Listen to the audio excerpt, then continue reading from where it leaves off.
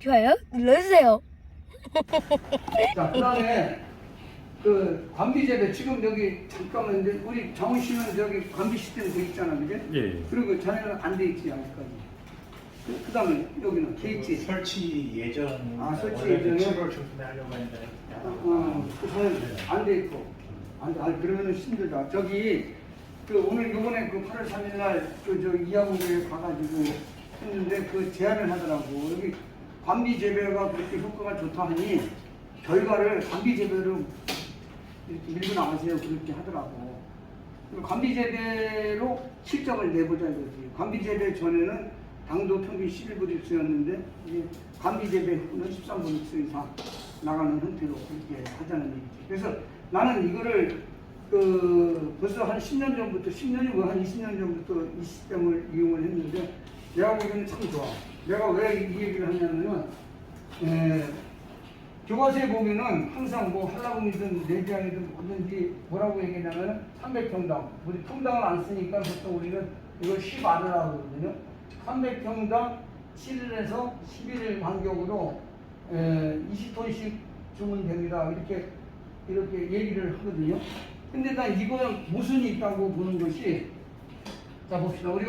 우리 토양 수분 측정기 샀잖아요. 그거를 한번 계속 한번 체크를 해봐. 그러면은 지금에 있는 모든 스마트팜 장비에는 센서가 물론 온도, 습도, 지온, 지습, 뭐 일사량 다 센서들이 있지만은 우리가 일반 스마트팜에서 있는 센서는 센서 하나야. 이게 2개나 3개짜리 다리가 있어가지고 콕 찍어가지고 그 부위에 그 토양의 그 습도 상태를 알아가지고 물을 주느냐 안 주느냐 관수 시기를 정하는데 이거는 나는 무의미하다고 보거든요. 왜?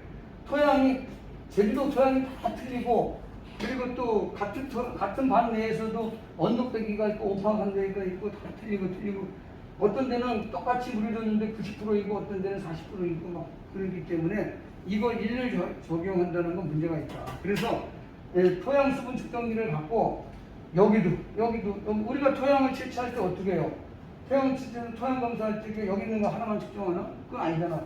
여기도 오점을 측정해가지고 짬뽕 해가지고 측정을 하듯이 이 토양 수분 측정기를 갖고 가온에 하나, 둘, 셋, 넷, 다섯, 여섯, 일곱, 여덟 아무래도 이게 횟수가 한 번 찍는데 기껏해야 한 2, 3초거든. 얼마 나와? 찍고 얼마 나와? 그럼 평균이 나오잖아요. 그래서 이게 정확하다는 얘기고, 자, 그러면 평균이 나왔어. 평균이 나왔는데 저기 A라는 가수원에 오늘이 며칠이에요? 8월 10일 날 물을 줬어. 그러면 거기 수치가 90%가 나오거든요. 그럼 내일도 보통 90% 나와. 내일까지는. 뭐 85%를 줄일 수 있어요. 근데 8월 20일 날 측정을 했어. 근데 80이 나왔어. 그러면 이렇게 물을 줘야 돼, 말이야. 교과서에는 물을 주라고 돼 있어. 7일에서 10일 사이에 20톤씩. 근데 과온의 나무라는 거는요, 이 뿌리가 여기 있잖아, 그죠? 이 뿌리에 물이 들어가는 것은 뿌리가 살기 숨을 쉬면서 영양분을 흡수할 수 있는 최적의 상태가 있지, 너무 과습이 되거나 너무 건조가 되면 안 좋습니다. 근데 90이라는 %는 너무 과습이야. 과습인데 또 물을 준다 하면은 이건 문제가 있는 거야. 그래서 A라는 토양은 일주일에도 80이야. 그럼 여기는 물을 주면 안 돼요. 근데 B라는 밭에 갔더니 첫날은 90%였는데 불과 이틀 만에 한 50으로 떨어졌어요. 물론 극한적인 상황이지만은 이런 밭원도 있다 이거지. 이런 경우는 물을 줘야 돼요, 안 돼요? 열흘까지 가기 전에 한 8월 15일쯤에 또 물을 줘야 돼요. 그러니까 여기는 10일 간격도 좋지만 여기는 5일 간격으로 물을 줘야 되는 거죠. 그래서 이 토양에 따라서 이거는 중요한 거기 때문에 토양 수분 측정을 하고, 보통 우리 스프링클러로 물을 주잖아요. 스프링클러로. 근데 이제 스프링클러로 물을 어떻게 줍니까? 농가들한테 물어보면은 대부분이 뭐라 그러는지 아세요? 한 10시부터, 왜 10시부터 내리냐면 낮에 주면 뜨겁고 저기 오후에 주면은 마르지 않잖아. 그러니까는 오전에 줘가지고 빨리 말리게 했다는 취지야. 그건 좋지. 그건 좋은데 10시부터 2시간 줍니다. 그러면은 관이 이렇게 관 2시간 하고 요만한 관 2시간 하고 물량이 같으냐고.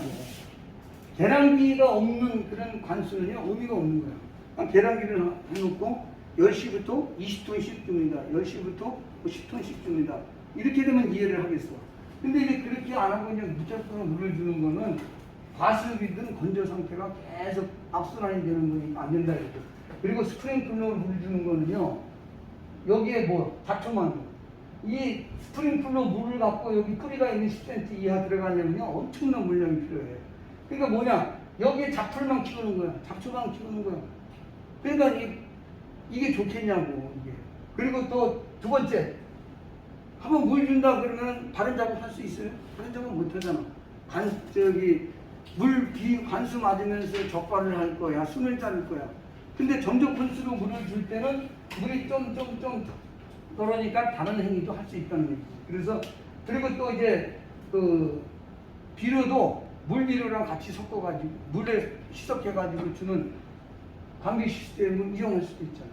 그래서 이 관계 시스템 비용도 그렇게 비싸지 않아요. 근데 이제 이거를 이용하는 사람들이 우리가 우선 비료 양을 반으로 줄였다. 두 번째는 복합적이를 할 수 있다. 물 주면서 적관도 하고 숨도 잡을 수 있어. 그리고 일이 너무 편하다. 일이. 뭐 이런 얘기를 많이 해요. 그래서 이 관계 재배 시스템은 누구든지 하우스 갖고 있는 사람은 해보는 것이 좋다. 근데 이제 조건이 점적 관수가 있는데요. 이게 이제 50cm 간격이냐, 저기 30cm 간격이냐 두 종류가 있는데 그거를 선택을 해야 되고, 그리고 가수원이 이렇게 있기 때문에 보통 평지만 있는 건 아니잖아요. 여기 물량하고 여기 물량이 똑같아야 돼요. 그거는 여기다 컵을 놓고 측정하면 되고, 여기다 컵을 놓고 측정하면 30분 후에 물량이 같아지면 갖는 거야. 이걸 갖다가 압력 보상, 압보상이라는 말을 쓰거든요. 압보상제는 그런 기능의 호스를 써야지 그냥 일반 호스를 쓰면은 효과가 없다 하는 얘기를 듣고, 이건 나중에 또 자세한 얘기는 또 할게요. 그 다음에 이제